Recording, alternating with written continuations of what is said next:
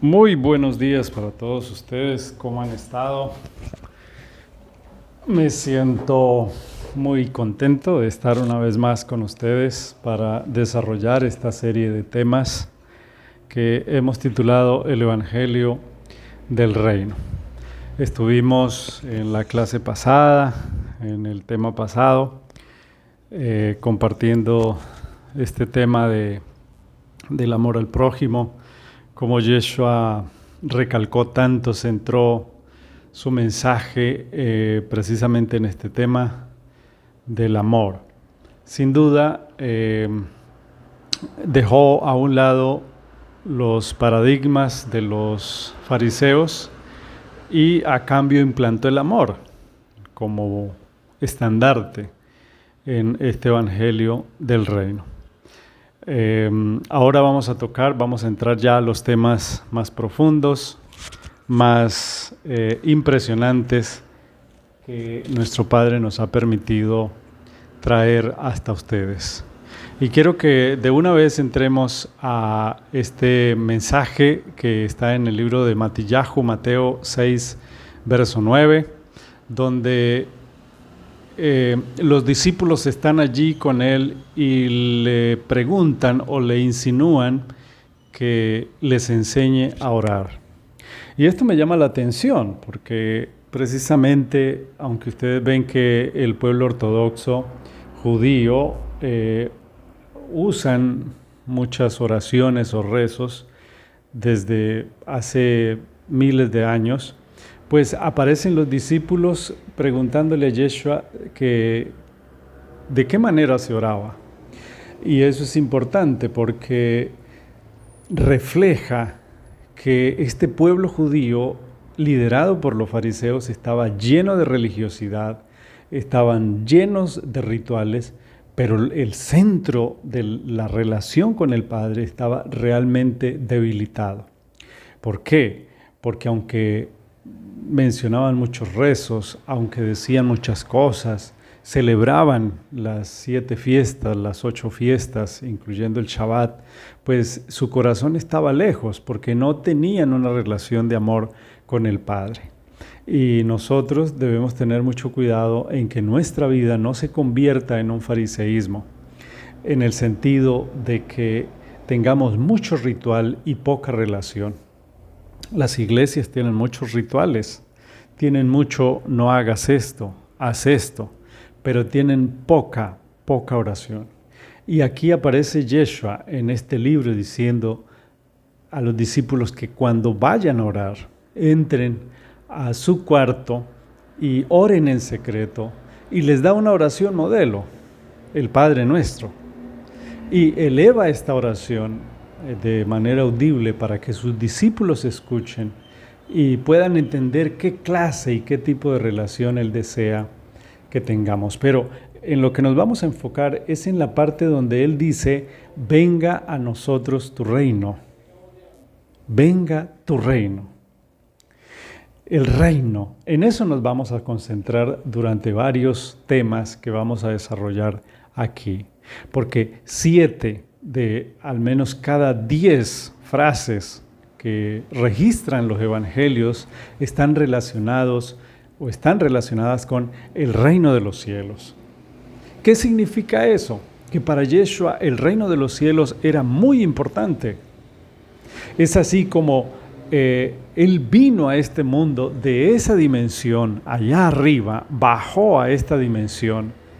Y todas sus enseñanzas eran intentando que nosotros conociéramos el reino de los cielos. Por supuesto, como el ser humano ya había degradado y estaba en una condición pecaminosa muy baja, ya no recordaba absolutamente nada de cómo era el reino de los cielos. Así que Yeshua lo acerca. Por eso en reiteradas ocasiones se dice, el reino se ha acercado. ¿A través de quién? A través de Yeshua. Todas las parábolas cuyo significado solo sería conocido por los escogidos, tienen ese encabezado. El reino de los cielos es semejante a. Y aquí, como si fuera poco, la oración modelo también contiene en su parte inicial el tema del reino. Así que vamos a dedicar este segmento al Evangelio del reino. En primer lugar, porque sé que muchos no lo saben, la palabra evangelio fue traducida de una palabra griega que significa buenas noticias, buenas nuevas. Así que cuando escuchen la palabra evangelio, eso es lo que está traduciendo. Las noticias del reino. De acuerdo a las antiguas profecías, un día, decía la profecía de lo que llamamos el Antiguo Testamento, un día vendría un rey que libertaría a Israel de sus enemigos. Esa era la profecía. Los fariseos y todo el pueblo judío conocían de esas profecías, que vendría un rey a libertar a su pueblo de los enemigos, una especie de ungido o Mashiach, como se dice en hebreo, que traería la paz a los hijos de Abraham. De estas profecías es la del profeta Zacarías, que dice, alégrate, recuerden, eso está en Zacarías 9:9, alégrate mucho, hija de Sión, da voces de júbilo, hija de Jerusalén. He aquí, ¿cómo dice? Tu rey vendrá a ti, justo y salvador, humilde, cabalgando sobre un asno, sobre un pollino, hijo de asna. Así que todos ellos se habían familiarizado con esas profecías.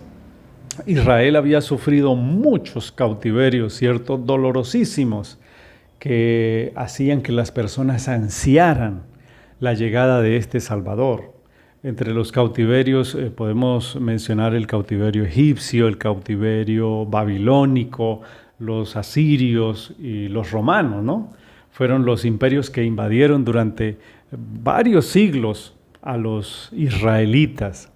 Así que los hebreos estaban convencidos de que la llegada de ese Mesías haría temblar a sus enemigos y que ese Mesías, por la fuerza de la espada, arrebataría el poder para que los hijos de Abraham fueran una potencia mundial que el Creador había prometido a Jacob muchos siglos atrás. Pero cuando apareció Yeshua, nadie le reconoció como rey, como el rey que esperaba, sino que convencidos, o sea, ellos estaban convencidos de que Yeshua era un impostor y por eso lo mataron.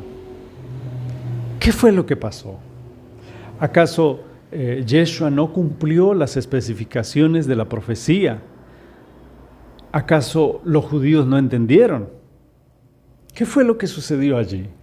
Porque dice el texto, a los suyos vino y los suyos no le reconocieron. O tal vez se trata de un, entre comillas, reino diferente. Vamos a intentar aclararlo con las escrituras en la mano. Mateo 3, verso 2, dice que entonces apareció un hombre en el desierto llamado Johanán. Bueno, algunos lo conocen mejor como Juan el Inmersor o Juan el Bautista, y este hombre empieza a predicar al pueblo pidiéndoles que se arrepientan de sus pecados, dando un porqué claro, ¿no? Arrepiéntanse porque el reino de los cielos se ha acercado. Y resulta muy llamativo que esa, entre comillas, voz en el desierto dijera que el reino de los cielos se estaba acercando, haciendo clara alusión al comienzo del ministerio de Yeshua. Así que podemos concluir que Yeshua traía el reino de los cielos a esta tierra. Pero no pasemos por alto la frase se ha acercado, porque no sería la última vez que se aplicaría el reino de los cielos. Es claro que sería Yeshua el que acercaría el reino a nosotros, los seres humanos. Miren, por ejemplo, lo que dice Mateo 4:17. Dice que lo interesante es que tan pronto como Yeshua se bautiza, su predicación fue la misma, acorde a lo que le decía o a lo que estaba diciendo Johanán. Arrepentíos porque el reino de Dios se ha acercado. Es decir, que su predicación, todo lo que estaba o iba a enseñar, iba a estar enfocado hacia este tema. Y es así como Mateo 4:23 dice, y recorrió Yeshua toda Galilea. enseñando en las sinagogas de ellos y predicando. ¿Qué era lo que predicaba Yeshua? ¿Qué era? Y predicando el evangelio del reino y sanando toda dolencia. Así que no era una frase de cajón que alguien sacó, los discípulos o Yeshua, no. Era el centro de su predicación. Si alguien te pregunta, ¿qué es lo que predicaba Yeshua? No dudes en decirle que él vino a predicar el evangelio del reino, porque ahí lo está diciendo, que ese era su tema predilecto. Así que ya tenemos una base firme para decir que el propósito de la venida de Yeshua era acercar el reino de los cielos, y así lo hacía, enseñando cada vez que podía, y de esta manera es que Él iba a acercar el reino a nosotros. Y vamos a seguir analizando todos los hechos, todas las variantes, todas las situaciones que rodearon esa predicación. Pero cabe preguntarnos, o vale la pena preguntarnos, ¿qué es eso del reino de los cielos? ¿Es un lugar? ¿Es una persona? ¿Es un lugar físico? ¿Es un reino espiritual? ¿Es algo a lo que se pueda entrar? ¿O simplemente son conceptos que hay que conocer? Y si son conocimientos, estos tienen que ver con el poder, digamos, de modificar nuestra vida cotidiana, o simplemente se trata de un modelo o un proceso mental. Vamos a investigarlo y vamos a estar mirando de qué se trata. Dice Mateo 12:28, dice: pero si yo por el espíritu de Elohim echo fuera demonios, ciertamente el reino de los cielos ha llegado. Esa cita es extraordinaria, porque está diciendo, o Yeshua está relacionando el hecho de tener poder de echar los demonios con la llegada del reino. Es fácil comprender que su llegada a este mundo, a este sistema, a esta dimensión que estaba dominada, ¿cierto?, por los entes de maldad, reflejaba que el reino no solo se había acercado, sino que ya estaba entre ellos. Así que el reino de los cielos tiene como actor principal a Yeshua y su poder y autoridad sobre las huestes de maldad, ¿no? Note que él hace referencia a que primero debía atar al hombre de la casa para poder robarle sus posesiones. Eso lo encontramos en Mateo 12:29, usando una parábola.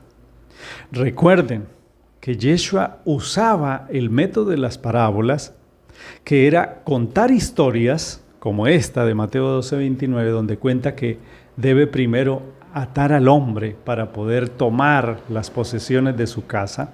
Él usaba esas parábolas que incomodaban de cierta manera a los discípulos, porque los discípulos decían, pero la gente está reunida aquí, la gente está congregada aquí para escuchar una predicación impresionante, algo que fuera imponente, y Yeshua salía con historias, salía contándoles una historia, y siempre decía, el reino de los cielos es semejante a, y contaba la historia.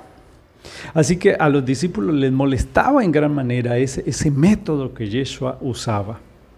Pero recuerden ustedes que cuando le dijeron, maestro, ¿por qué les hablas en parábolas?, él les respondió que lo hacía para que solamente los escogidos pudieran entender los secretos del reino y que los demás no.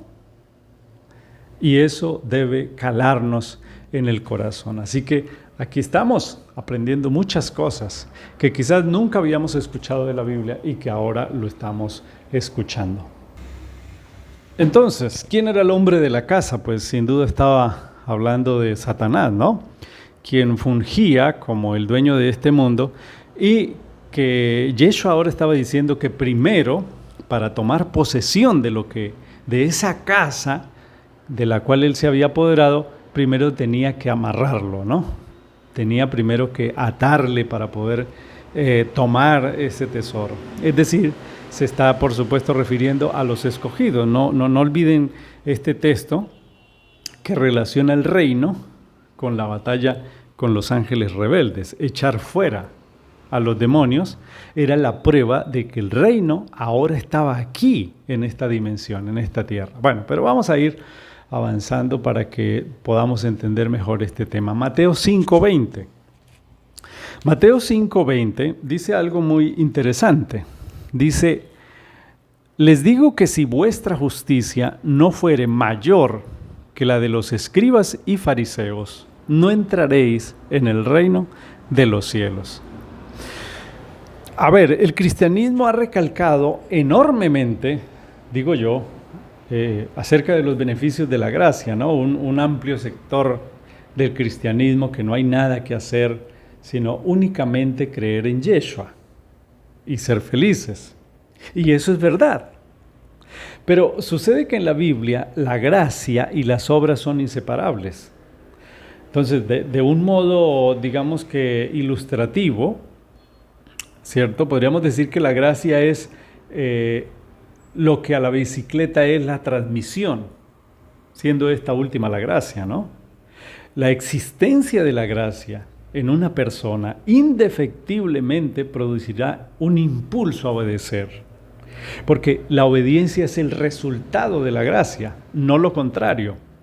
No es que la obediencia produce gracia, como algunas personas dicen. Es cierto que nadie puede pagar la salvación realizando actos buenos y que únicamente a través del sacrificio expiatorio del Salvador podemos soñar con esto.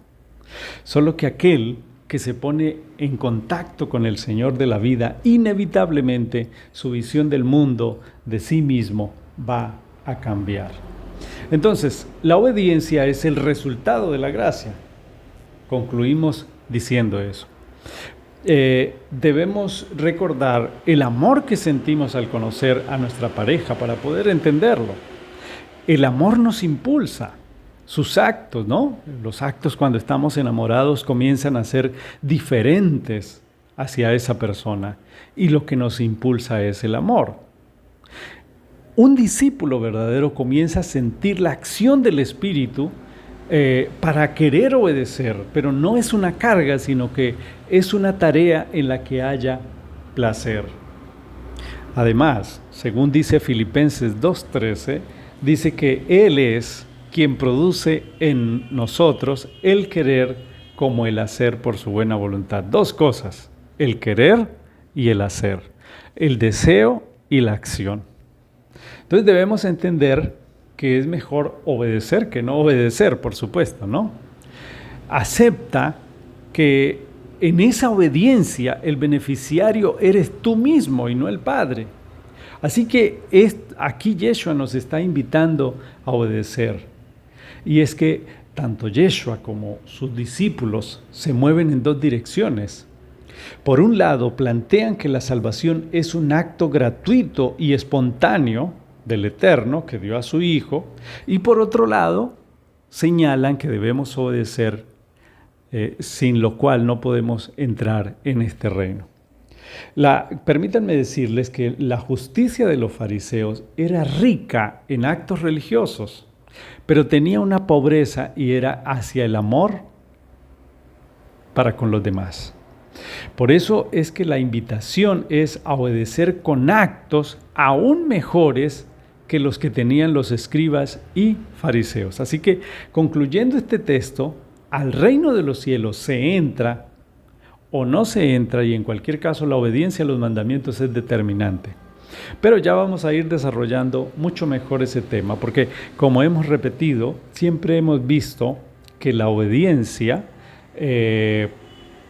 lo enseñan la mayor parte de las personas que leen la Biblia, es que la obediencia es el acto de poner nuestra voluntad a trabajar con el fin de alcanzar, obedecer estos mandamientos. Y resulta que no es así.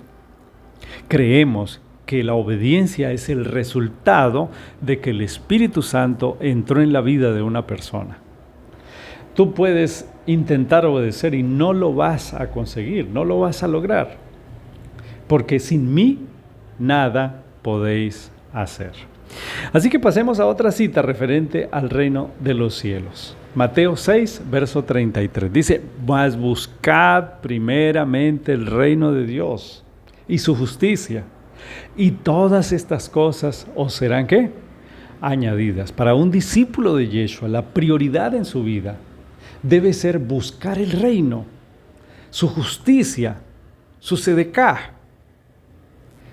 Eso es lo que debe importarnos. Entonces, no debemos enfocarnos o poner nuestra fuerza, poner nuestro empeño, nuestro esfuerzo en intentar obedecer. Ahí perdemos la batalla, ahí perdemos el impulso, porque no lo vamos a lograr. Nuestra prioridad debe ser buscar el reino, usar la oración y usar el estudio de la palabra, y como consecuencia de nuestra relación con el Padre, si somos escogidos por Él, Él va a venir hasta nosotros, Él va a entrar en nosotros mediante su Espíritu y va a hacer que nuestro corazón camine en sus estatutos. Bien lo dice Mateo 7:21, Matillahu 7:21, no todo el que me dice Señor, Señor, entrará ¿en dónde? En el reino de los cielos. Es decir, que este acto de entrar al reino de los cielos no depende de una obediencia religiosa donde los demás vean que estamos obedeciendo, que tenemos a Yeshua como Señor. Será la voluntad del Padre a través de su Hijo la que realmente devele quiénes son los escogidos. Mateo 8:11 dice, os digo que vendrán muchos del oriente y del occidente y se sentarán con Abraham, Isaac y Jacob. ¿En dónde? En el reino de los cielos. Aquí hay algo interesante, ¿no? A ver si ustedes recuerdan la historia del centurión romano, ¿no? Que para este caso resultan ser extraordinarias. Noten que este hombre, que era un soldado romano, es decir, que era pagano, cuando es sanado el criado, a través de esta historia, Yeshua le da una esperanza muy grande a todos los que son extranjeros en la carne. Aunque en el evento de la mujer cananea pareciera que Yeshua da a entender que solo salvará a judíos puros y que él solo fue enviado a los hijos de la casa de Israel, pues nosotros que no nacimos allá, y que nuestra sangre ya está muy mezclada, aún así, siendo perritos, entre comillas, podemos alimentarnos, como dice el texto, de las migajas que caen de la mesa. Así que el que Yeshua señalara que en el reino de los cielos habrá personas de todo el mundo que se sentarán con Él, es una gran esperanza de salvación para cualquier persona que, sin importar la nacionalidad, va a poder entrar a este reino de los cielos. Entre tanto, a los judíos de sangre les lanza una advertencia en ese mismo texto. Los hijos del reino serán echados a las tinieblas de afuera, donde será el lloro y el crujir de dientes. Es decir, que los que habían sido designados, bueno, después vamos a estar hablando acerca de qué fue lo que ocurrió con el pueblo judío a través de una parábola, pero aquí está diciendo que esos que habían sido designados serán echados a las tinieblas y que otros entrarán en su lugar.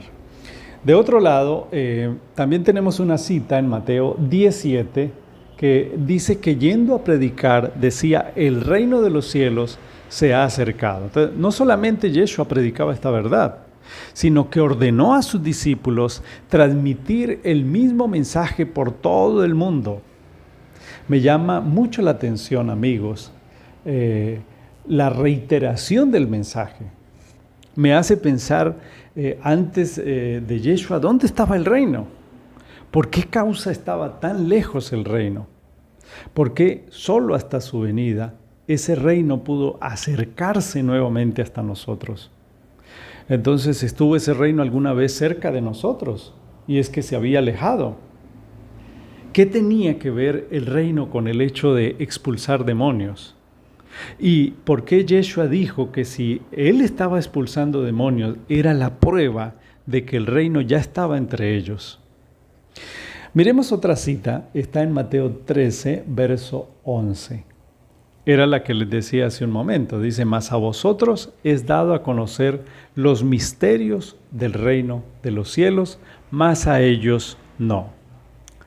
Esta es la expresión de Yeshua cuando los discípulos le preguntan, ¿por qué les hablas por parábolas? Y él claramente lo expresa, dice que es para que no todos entiendan, sino que únicamente puedan entenderlo los hijos del reino o los escogidos.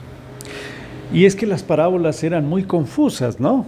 Tan confusas eran que Yeshua las contaba y ni los mismos discípulos las entendían.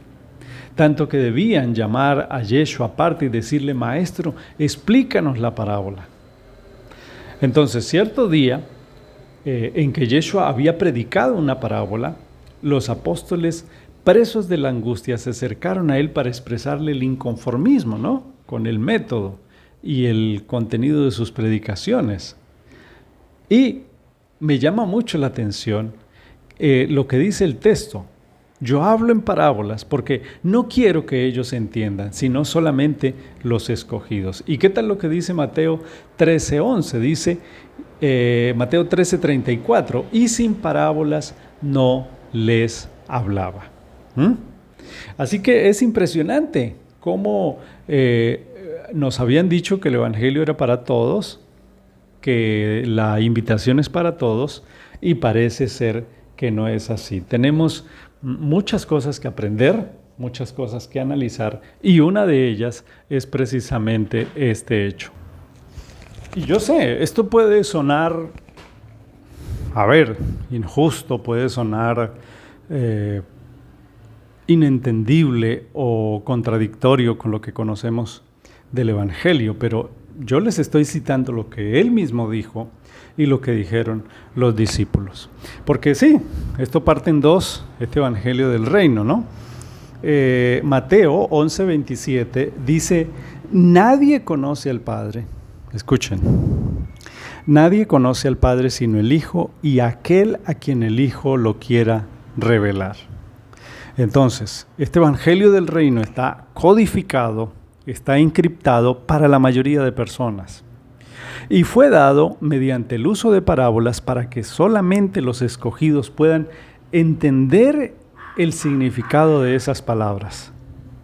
La invitación del Evangelio del Reino no está disponible para todos, sino para aquellos que Él escogió desde antes de la fundación del mundo, según dice Efesios 1:4. Ahora, ¿por qué? Alguien va a decir, ¿pero por qué? ¿De dónde salió este método? Pues miren lo que dice Proverbios 25:2-4. Dice, gloria de Elohim es encubrir, ¿qué cosa? Un asunto. Pero honra del rey es escudriñarlo. Para la altura de los cielos y para la profundidad de la tierra y para el corazón de los reyes no hay investigación. Quita las escorias de la plata y saldrá alhaja al fundidor. Así que gloria de Elohim es encubrir ¿qué? Un asunto. Nuestro Padre encubre. Él no deja ahí por encima para que todo el mundo tenga acceso a sus riquezas. No deja ahí en la superficie para que todos puedan pisotearlo. Él dice, a través de una parábola, que aquel hombre que quiera encontrar los tesoros debe cavar. Alguien podría decir, oye, ¿para qué descubrir esas cosas ocultas?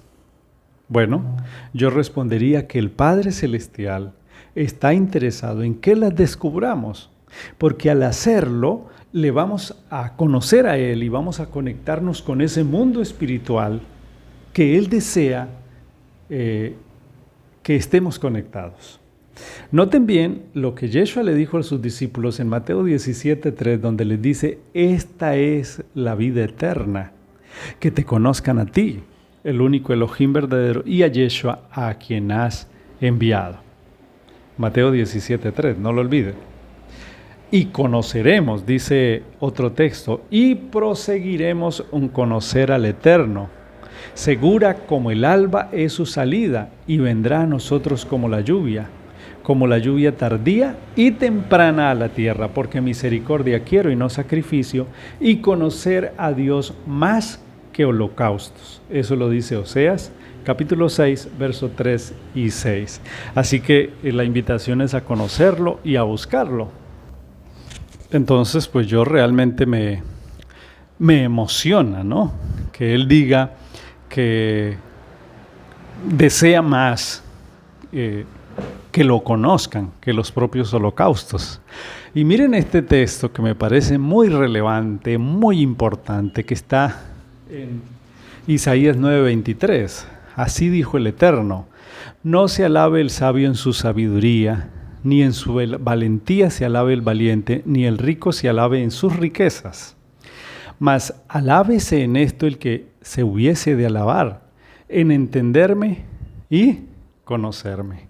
Así que nuestro Padre está interesado en que le conozcamos, en que ahondemos en sus riquezas, en que avancemos en el conocimiento de Él, porque el conocimiento de Él es infinito y no deja el conocimiento a la vista de todos para que todos lo manoseen. Se lo deja exclusivamente a aquellos que han sido escogidos por Él para revelarles sus misterios, para revelarles el reino, para que quienes hayan sido escogidos puedan degustar de aquellos manjares espirituales que Él tiene para ellos. Evidentemente, ¿no? El Creador le gusta encubrir las cosas en misterios y, como dice el texto, el mérito del Rey está en escudriñar y descubrir dichos misterios. Así que podemos señalar que este evangelio tiene dos connotaciones que poco se dicen en las iglesias. La primera es que este mensaje está encriptado ¿en qué? En parábolas. Y segundo, solo está para ser comprendido por los escogidos. Y de este planteamiento poco o nada se toca en las iglesias cristianas. Siempre es presentada la salvación como un don disponible para cualquier momento, para cualquier persona que decida aceptarla. Así que por eso no es casualidad que ustedes estén aquí, en este canal, donde se dicen las cosas claras, donde se enseñan las cosas que son verdad, sin importar las consecuencias. Pero lo que me plantea este Evangelio del Reino es que las cosas están para ser descubiertas en la medida en que el Padre y su Hijo Yeshua nos permitan conocerla. No es que el ser humano toma la decisión de escoger el Padre, sino que es el Padre el que escoge a la persona y se revela ante ella. Pareciera injusto, y lo sería, si no supiéramos que el Creador tendrá sus razones para elegir a unos y a otros no. Ya más adelante vamos a mirar las posibles razones que esta soberana elección tuvo, qué implicaciones tuvo. Más adelante vamos a entender muchas más cosas, pero por ahora quiero dejarles con lo que dice Yohanan, Juan 15:16. Vosotros no me escogisteis a mí, sino que yo os escogí a vosotros. Y eso debe llenarnos de alegría, debe llenarnos de emoción, debe llenarnos de esperanza. Ni siquiera fue una decisión que tú tomaste de buscarlo. Esos deseos de buscar las cosas espirituales no es algo que nazca de ti, sino que nace del reino de los cielos. Así que la libre escogencia que el Padre hace de ciertos seres humanos para salvarlos se encuentra en toda la Biblia. Y a continuación les voy a presentar algunos textos que apoyan la idea de que los escogidos, solo ellos, serán salvos, al menos en esta etapa, que no es el ser humano quien escoge al Creador, sino que Él los busca para tratar con ellos la salvación de sus almas. El primer texto que encontramos, para que ustedes no digan que es un tema que me estoy inventando, Mateo 20:16 dice: así los primeros serán postreros y los postreros primeros. Muchos son los llamados, pero pocos los escogidos. Aparece la palabra escogidos. Aparece que muchos son llamados, pocos los escogidos. El siguiente texto está en Mateo 24:22. Y si aquellos días no fueran acortados, nadie sería salvo, mas por causa de los escogidos, aquellos días serán acortados. Mateo 24, verso 24 dice: se levantarán falsos cristos, falsos profetas, harán grandes señales, de tal manera que engañare, si fuera posible, aún a los escogidos. Y allí mismo en Mateo capítulo 24, verso 31, dice, y enviará a sus ángeles con gran voz de trompeta y juntarán a sus escogidos de los cuatro vientos, desde un extremo del cielo hasta el otro. Otra cita, Lucas 18, 7. ¿Acaso Dios no hará justicia a sus escogidos que claman de día y de noche? Otra vez la palabra escogidos. Romanos 8:33. ¿Quién acusará a los escogidos de Dios? Romanos 11:7. Pero los escogidos sí lo han alcanzado y los demás fueron endurecidos. Colosenses 3:12. Vestíos pues como escogidos ¿de qué? De Dios. Segunda de Timoteo 2:10. Todo lo soporto por amor a los escogidos de Dios, decía Pablo, ¿no? Efesios 1:4, según nos escogió en él antes de la fundación del mundo. Y en Romanos 9:9 nos dice, porque la palabra de la promesa es esta, por este tiempo vendré y Sara tendrá un hijo, y no solo esto, sino también cuando Rebeca concibió de uno, de Isaac nuestro padre, pues aún no había nacido, ni había hecho ni bien ni mal, para que el propósito de Dios conforme a la elección permaneciese, no por las obras, sino por el que llama.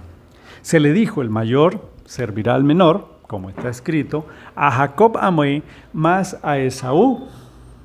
Bueno, suena disonante, pero él dice así, a Jacob amé y a Esaú ¿qué? Aborrecí. ¿Qué pues diremos? ¿Hay una injusticia en Dios? De ninguna manera, responde Pablo. Pues a Moshe dice, tendré misericordia del que yo tenga misericordia y me compadeceré del que yo me compadezca. Oigan bien, no depende del que quiere ni del que corre, sino del que Dios tiene ¿qué? Misericordia. Porque la Escritura dice a Faraón, por esto mismo te he levantado, para mostrar en ti mi poder y para que mi nombre sea anunciado por toda la tierra. De tal manera que de quien quiere tiene misericordia y al que quiere endurecer, endurece. Esto pareciera que no estuviera en la Biblia, pareciera que estuviéramos leyendo otro libro, pero en verdad estoy leyendo a Romanos, ¿no? El verso 19 dice, pero me dirás, ¿por qué pues sin culpa? Porque ¿quién ha resistido su voluntad? Mas antes, oh hombre, ¿quién eres tú para que alterques con Dios? Dirá el vaso al que lo formó, ¿por qué me has hecho así? ¿O no tiene potestad el alfarero sobre el barro para hacer de la misma masa un vaso para honra y otro para deshonra? ¿Y qué? Si Dios, queriendo mostrar su ira, haciendo notorio su poder, soportó con mucha paciencia los vasos de ira preparados para la destrucción, y para hacer notorias las riquezas de su gloria, les mostró para con los vasos de misericordia que Él preparó de antemano para gloria, a los cuales también ha llamado, esto es a nosotros, no solo a los judíos, sino también a los gentiles. Como también en Oseas dice, llamaré al pueblo mío al que no era mi pueblo, y a la no amada, amada. Y en el lugar donde se les dijo, vosotros no sois mi pueblo, allí serán llamados hijos del Dios viviente. Así que, hermanos, este tema del reino no tiene las puertas abiertas para todo el mundo como nos han enseñado las iglesias cristianas. Es un reino exclusivo para los escogidos del Padre. Y quizás esto resulte duro de tragar, pero es porque desconocemos los motivos del Creador para hacerlo. Sin duda deben haberlos. Pero más adelante en este libro vamos a ir entendiéndolo todo plenamente. Específicamente Pablo señala que es el Padre quien escoge a las personas y no las personas que lo escogen a él, ¿no? Aparece aquí Isaac y Rebeca, ¿no? Dice que ellos concibieron mellizos. ¿Recuerdan cómo se llamaban, no? Esaú y Jacob, Esaú y Jacob. El texto dice que aún sin haber nacido y sin haber pecado, el Padre escogió ¿a quién? A Jacob. No habían pecado, no habían hecho nada. Es decir, que si estamos con la cabeza católico-cristiana de que el Padre nos escoge de acuerdo a lo que hemos hecho o cómo nos hemos portado, es un error. Porque acá está diciendo claramente que amó a Jacob y despreció a Esaú sin que ellos hayan hecho nada, ni bueno ni malo, ¿Por qué escoger a una persona sin haber nacido? ¿Es injusto? Pues amigos, depende de quien lo mire. Es seguro que la mirada del Creador sea diferente a nuestra mirada. Por supuesto, Él sabe cosas que ni tú ni yo sabemos. Y en eso precisamente se basa su elección. Por alguna razón escogió a Jacob y rechazó a Esaú. El padre puso un edicto, escuchen bien, un edicto sobre la vida de los dos bebés. Y sentenció, peor aún, ¿no? Sentenció que el mayor le iba a servir ¿a quién? Al menor. Pese a que Esaú era el primero que salió de la barriga de la mamá, aún así él dictaminó que el que iba a ser mayor y que el que era escogido por él era ¿quién? Jacob. Así que los edictos del Todopoderoso son irrevocables. Su bendición estará sobre el menor. Él dice, ¿a Jacob qué? Amé. ¿Por qué lo amó si no había hecho nada bueno? Yo no lo sé, pero dice que lo amó. Él tendrá sus razones. Puede que a nuestra vida limitada, ¿cierto?, por el tiempo y el espacio, parezca que es injusta la elección. Pero lo más seguro es que nuestra perspectiva de las cosas sea demasiado reducida. Entonces, si le preguntas a un niño que llora porque su papá no le da más dulces, entenderás este principio. Entonces, si le preguntas al niño, el niño va a decir, es que mi papá es injusto, no quiere darme dulces tan ricos, soy feliz, no entiendo por qué él es tan malo, ¿qué le cuesta que me dé más dulces? Yo sería feliz. Pero si le preguntas al padre, encontrarás que hay otras razones, aparte de las razones del niño. El padre ve el dulce desde otro ángulo. El padre ve el futuro, ve el pasado, ve el presente. Ha visto gente en hospitales, ha escuchado médicos y un largo etcétera. Igual es este tema. Desconocemos las razones que tiene nuestro Padre para escoger a unos y desechar a los otros. Desconocemos esas razones, pero sin duda las tiene. Y Pablo, como si supiera lo que sus lectores de su carta estarían pensando, se adelanta y dice, ¿acaso hay injusticia en Elohim? Y él mismo contesta, ¿no? Pablo dice, de ninguna manera, es categórico. Y es que solo hasta que entendamos, apreciados, que Él es el Rey soberano, que no necesita consultarnos sus decisiones, solo en ese momento vamos a aceptar algo como lo que dice ese versículo. No depende de qué, del que corre. No depende de que hagamos algo para salvarnos. La salvación es un regalo, es un don del Padre. Y en ese sentido, solo será salvo a quien el Padre decida salvar. La naturaleza pecaminosa nos hará ir siempre en contra de lo bueno, pero si el Padre decidió salvarnos, eso exactamente es lo que va a ocurrir. Pero pues tal como dice Filipenses 2:13, ¿no?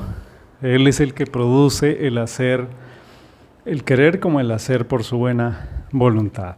Así que la salvación es una decisión en la que el Padre busca al pecador y decide trabajar con él para llevarlo nuevamente a casa. Entonces vamos a poner un caso hipotético, un caso de ejemplo solamente.